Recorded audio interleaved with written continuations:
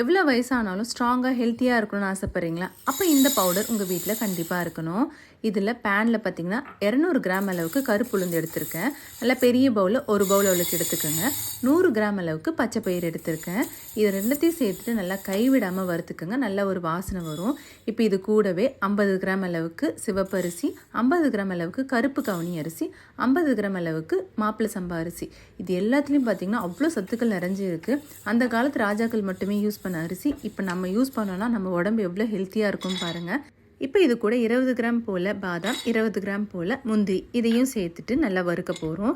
ஜீரண பிரச்சனை வராமல் இருக்கிறதுக்காக கொஞ்சம் சுக்கு, கொஞ்சமாக ஏலக்காய் எல்லாத்தையும் சேர்த்துட்டு மிதமான ஃப்ளேமில் வச்சு நல்லா கைவிடாமல் வறுத்து எடுத்து மிக்சியிலே நீங்கள் அரைச்சி ரெடி பண்ணி வச்சுக்கலாம். இதை ஏர்டைட் கண்டெய்னரில் ஸ்டோர் பண்ணி வச்சிங்கன்னா 1 மாதம் வரைக்கும் சூப்பராக இருக்கும். ஃப்ரிட்ஜில் வச்சிங்கன்னா 3 மாதம் வரைக்கும் சூப்பராக இருக்கும். இப்போ ஒரு பேனில் 1 டம்ளர் அளவுக்கு தண்ணி சேர்த்துட்டு 1 ஸ்பூன் அளவுக்கு இந்த மிக்ஸை சேர்த்து நல்லா கலந்து கொடுத்துக்கோங்க. கலந்து கொடுத்துட்டு லோ ஃப்ளேமில் வச்சு ஒரு 5 நிமிஷம் நல்லா கொதிக்க வச்சிங்கன்னா நல்லா வெந்து வந்துடும். இதை நீங்கள் தண்ணியில் வேக வச்சும் குடிக்கலாம், இல்லை பாலில் வேக வச்சுமே குடிக்கலாம். ரெண்டுமே சூப்பராக இருக்கும். இது நல்லா வெந்ததுக்கப்புறம் தேவையான அளவு சர்க்கரை, நாட்டு சர்க்கரை இல்லை வெள்ளை சர்க்கரை எது வேணாலும் சேர்த்துக்கோங்க. நல்லா கலந்து கொடுத்துக்கோங்க. 5 நிமிஷத்துக்கு அப்புறம் காய்ச்சி ஆற வச்சிருக்க பால் இல்லாட்டி தேங்காய் பால் எது வேணாலும் சேர்த்து சர்வ் பண்ணலாம். குழந்தைங்கலேருந்து பெரியவங்க வரைக்கும் குடிச்சிட்டு வந்தீங்க, எலும்புகள் ரொம்ப ஸ்ட்ராங்காக இருக்கும். தேங்க்ஸ் ஃபார் வாட்சிங்.